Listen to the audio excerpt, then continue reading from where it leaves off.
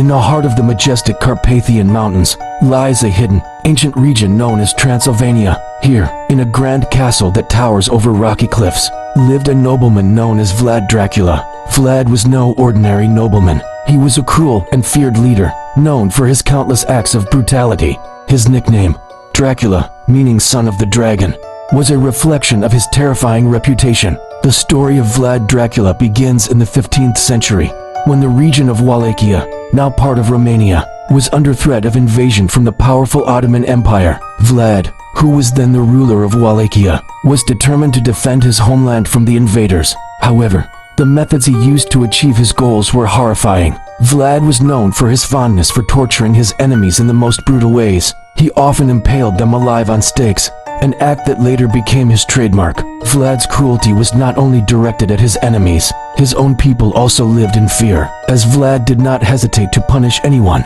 who was considered disobedient or opposed his will. Vlad's reputation as a cruel tyrant spread far and wide. People began to call him Dracula, and the tales of his atrocities became terrifying legends.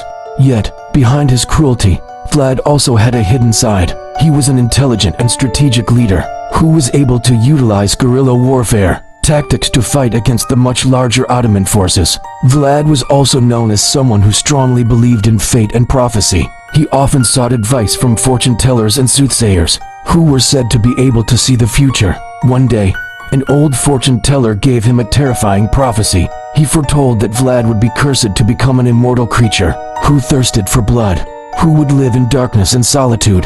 Vlad, who was terrified by the prophecy, tried to change his destiny.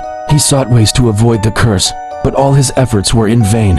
In the end, the prophecy came true. Vlad Dracula, the son of the dragon, was transformed into an immortal creature who thirsted for blood. Known as a vampire, he was forced to live in darkness, hiding from the sun and humans, and could only come out at night to hunt for prey. The story of Dracula became a living legend among the people. People believed that Dracula was an evil creature to be avoided, and they always tried to protect themselves from the threat of vampires.